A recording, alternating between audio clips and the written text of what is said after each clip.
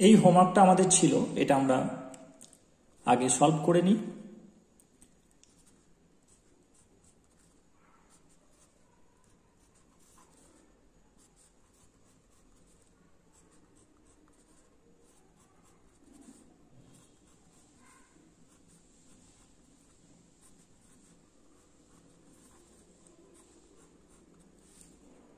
যে রিএজেন্ট দেওয়া হয়েছে OH মাইনাস, তাতে অ্যালডল কন্ডেনসেশন হবে, কিন্তু এই মলিকিউলটা আলফা হাইড্রোজেন ত্যাগ করার পরে যে কার্বন আয়নটা তৈরি হবে সেটা অপর একটা এরকম মলিকিউলকে অ্যাটাক করতে চাইবে না, কারণ এটা একটা বড় মলিকিউল হতো। যদি এখানে অপশন না থাকতো, এখানে কিন্তু ইন্টারনাল অ্যাটাকের একটা সম্ভাবনা রয়েছে, সেটা আমরা খোঁজ করি। ফলে ইন্টারমলিকুলার অ্যালডল কন্ডেনসেশন যেটা আমরা দেখলাম, অর্থাৎ আন্তর আণবিক, তার পরিবর্তে এখানে কিন্তু আমরা ইন্ট্রা এক্সপেক্ট করছি, অর্থাৎ অন্ত আণবিক, নিজের মধ্যেই অ্যাটাক হবে। নিজের মধ্যে অ্যাটাক হলে তিনটে পজিশন আমরা আইডেন্টিফাই করতে পেরেছি আলফা হাইড্রোজেনের। সেটা হচ্ছে একটা এইটা, এই কার্বনিল গ্রুপের পাশে, এই কার্বনিল গ্রুপের পাশে এটা একটা, এটা একটা। এখন এটাকে যদি বের করা হয়, তাহলে এখানে যে মাইনাসটা হবে সেই মাইনাসটা এখানে অ্যাটাক করবে, ফলে আমরা 4 মেম্বার রিং পাবো, 1 2 3 4। একইভাবে এটাকে যদি এক্সট্রাক্ট করা হয়, সেক্ষেত্রে আমরা অ্যাটাকটা কিন্তু এখানে হবে না, অ্যাটাকটা হবে এই কার্বনিল গ্রুপে, অর্থাৎ এখানেও 1 2 3 4 4 মেম্বার রিং পাবো। দুটোই কিন্তু আনস্টেবল, স্টেরিক রিপালশনটা সেখানে অনেক বেশি থাকবে, অ্যাঙ্গুলার স্ট্রেন্থ থাকবে।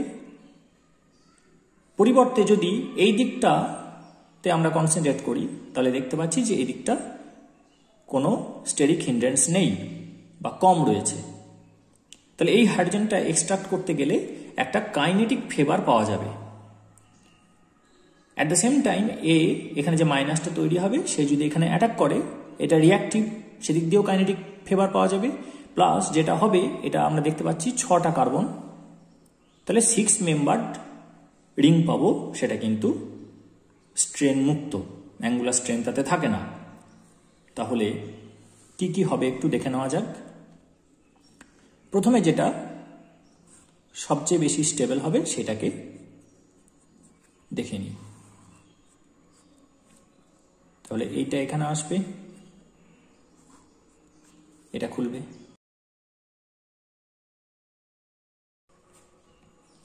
CH ওর পরে আছে 3টে CH2, তাহলে CH ওর পরে আছে 3টে CH2 লিখলাম। তারপর আছে COCH3 যেটা এনল হয়েছে, এবং এখানে এই OH মাইনাস H প্লাসটাকে এক্সট্রাক্ট করার পর জল বেরিয়েছে।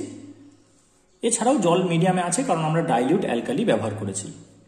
এবার এই এনলেট আয়নটা যখন ফেরত আসবে, তখন এই কার্বনের মাথা হয়ে এখানে অ্যাটাক করলো, এটা খুললো।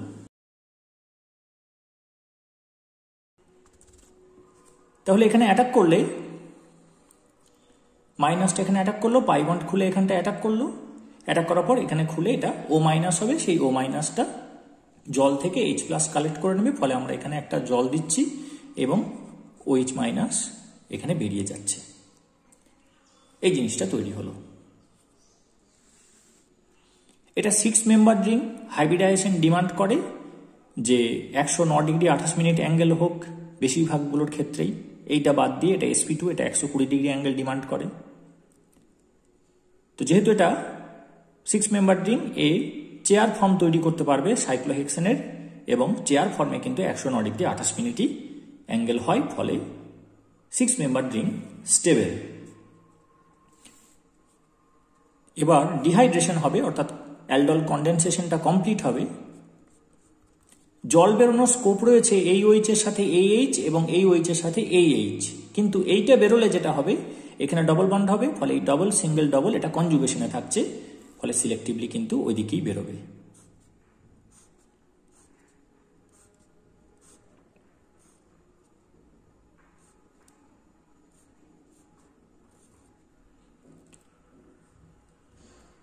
এই OH আর AH বেরোলে এখানে একটা পাই বন্ড তৈরি হলো, সিঙ্গেল বন্ড ছিল, তাহলে এটা ডবল বন্ড হলো, এটা সিঙ্গেল, এটা ডবল বন্ড O, আর বাকিগুলো যেমন আছে। তাহলে এটা হলো 2 সাইক্লোহেক্সিনোন। এই যৌগটা এখান থেকে উৎপন্ন হচ্ছে এবং এটা result of Intra molecular aldol condensation. তাহলে এখানে যেটা মেকানিজম, সেই মেকানিজমের নাম হচ্ছে ইন্ট্রা মলিকুলার অ্যালডল কন্ডেনসেশন এবং যেটা তৈরি হলো সেটা হচ্ছে সাইক্লোহেক্সিনোন। পজিশনটা বলতে হবে 2-সাইক্লোহেক্সিনোন। এবার যেটা বলছিলাম যে যদি 4 মেম্বার রিংগুলো হয় তাহলে সেগুলো কেমন দেখতে হবে। যদি OH মাইনাসটা এখান থেকে এইচটাকে এক্সট্রাক্ট করে সেক্ষেত্রে এটা এইটাতে অ্যাটাক করবে। তাহলে আমরা প্রথমে 4 মেম্বার রিং একটা এঁকে নেব। এটা থেকে H প্লাস বের করেছি, তাহলে এখানে মাইনাস আছে, এই মাইনাসটা এখানে অ্যাটাক করেছে, তাহলে এটা সিঙ্গেল বন্ড OH হবে। তাহলে আমরা ধরে নিচ্ছি যে এই কার্বনটাতে অ্যাটাক করেছে, অর্থাৎ এটা C ডবল বন্ড O ছিল, তাহলে এটা COH হয়েছে। তার সঙ্গে একটা কিন্তু CH3 লেগে আছে, এটা CH3। আর কে অ্যাটাক করেছে? এই CHটা অ্যাটাক করেছে, তাহলে এটা হচ্ছে সেই CHটা যে অ্যাটাক করেছে H প্লাস বেরোনোর পর। তার সঙ্গে কি লেগে আছে? তার সঙ্গে একটা CH লেগে আছে। এখানে দুটো CH2 থাকছে, সেই দুটো CH2 হচ্ছে এটা। আর যদি উল্টোটা হয়, এটা যদি এখানে অ্যাটাক করে এইটাতে, সেক্ষেত্রে হবে এগুলো খুব মাইনর পরিমাণে তৈরি হবে, কারণ এটা থার্মোডাইনামিক্যালি আনস্টেবল এবং কাইনেটিক্যালিও ফেভার করবে না বিক্রিয়াটাকে। এক্ষেত্রেও আমরা একটা 4 মেম্বার রিং এঁকে ফেলবো। এখানে কোথায় অ্যাটাক করছে? এইটাতে অ্যাটাক করছে, ফলে এটা হবে CHOH। এখানে অ্যাটাক করলে CHOH হবে। তারপর কে অ্যাটাক করছে? এই কার্বনটা অ্যাটাক করছে, তার সঙ্গে লেগে আছে COCH3। এখানে হবে COCH3। COCH3 এর সাথে যে কার্বনটা আছে সেটাই অ্যাটাক করেছে, তাহলে C এইভাবে 4 মেম্বার রিং হলো। এই দুটো কিন্তু হতে চাইবে না, এক্ষেত্রে এটাই হবে মেজর প্রোডাক্ট। এবং আরও যেটা হবে না সেটা হচ্ছে ইন্টারমলিকুলার অ্যালডল কন্ডেনসেশনটাও কিন্তু এখানে হবে না। তাহলে যদি এই ধরনের ফেভারেবল কন্ডিশন থাকে যে কার্বনায়ন এবং কার্বোক্যাটায়ন একই জায়গাতে তৈরি হতে পারছে, সেক্ষেত্রে ইন্ট্রামলিকুলার অ্যালডল কন্ডেনসেশন হবে, প্রোভাইডেড 5 মেম্বার বা 6 মেম্বার বা 7 মেম্বার রিং তৈরি হবে। তার মধ্যে 6 মেম্বার রিং হলে ভালো হয়। এবার যদি কোনো এক্সাম্পল এরকম থাকে যেখানে 6 মেম্বার রিং তৈরি হচ্ছে না, তার পরিবর্তে 5 আর 4 হচ্ছে, সেক্ষেত্রে আমাকে 5টাকে দেখাতে হবে, 5টাই স্টেবল হবে।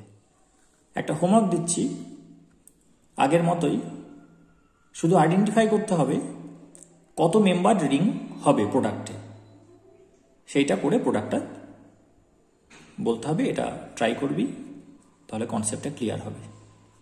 CH3CO, আগেরটাতে 3টে CH2 দিয়েছিলাম, এবারে আমরা 4টে CH2 দিয়ে ট্রাই করব যে সেক্ষেত্রে কি হতে পারে। যেভাবে আমি জাজমেন্ট করেছি সব ধরনের পসিবিলিটিগুলোকে কনসিডার করে সেইটা করতে হবে, দিয়ে যেটা থার্মোডাইনামিক্যালি এবং কাইনেটিক্যালি ফেভার্ড হবে সেটাকে লিখতে হবে।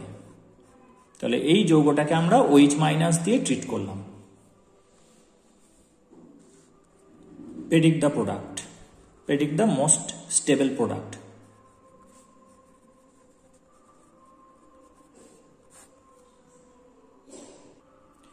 এখন আরেকটা ক্রসড অ্যালডল কন্ডেনসেশন আমরা করব, যেটা খুব পপুলার নেম রিয়াকশন, সেটা হচ্ছে যে ক্লেজেন-স্মিথ রিয়াকশন।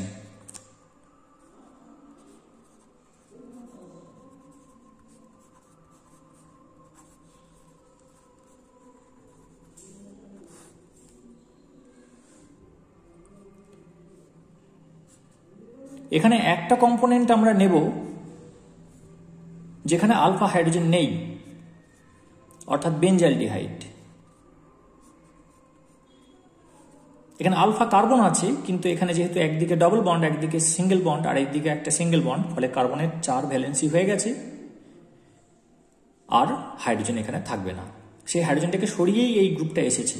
তাহলে benzaldehyde is devoid of alpha hydrogen, সেরকম একটা মলিকিউল নিলাম আর তার সঙ্গে নিলাম CH3CHO, তার কিন্তু আলফা হাইড্রোজেন আছে। এবার এটাকে যদি 10% বেস দিয়ে ট্রিট করা হয় NaOH বা KOH, সেক্ষেত্রে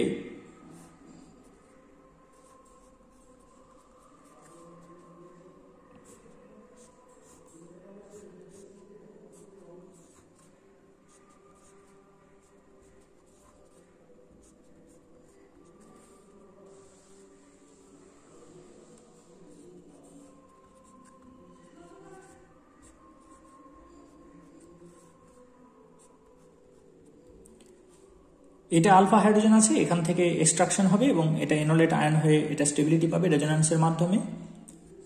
তারপর এইটা এই অ্যালডিহাইডটাতে অ্যাটাক করবে, পাই বন্ডটা এখানে খুললো। এই OH মাইনাসটা যখন H প্লাসটা এক্সট্রাক্ট করবে তখন এখানে জল বেরিয়ে আসছে, এছাড়াও মিডিয়ামে জল আছে, ফলে এই মাইনাসটা এখান থেকে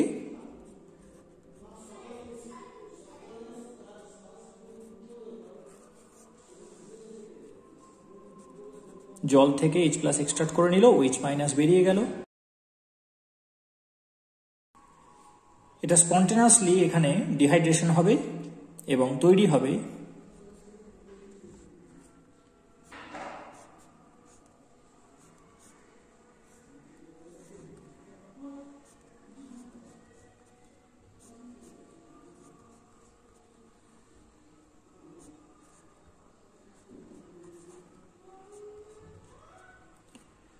এই ডবল বন্ডটা দুদিকেই কনজুগেশনে রয়েছে, বেনজিন রিং এর সাথে কনজুগেশনে রয়েছে, কারণ এখানে ডবল বন্ড আছে, ডবল সিঙ্গেল ডবল, আবার এদিকেও কনজুগেশনে রয়েছে, তাই এই জলটা স্বতঃস্ফূর্তভাবে বেরিয়ে যাবে এবং OH মাইনাস এখানে ক্যাটালিস্ট হিসেবেও কাজ করে, ফলে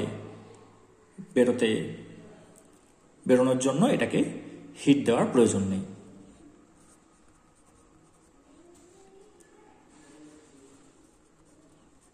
যে যৌগটা উৎপন্ন হলো সেটা হচ্ছে alpha beta unsaturated aromatic aldehyde এবং এটার নাম হচ্ছে সিনামঅ্যালডিহাইড।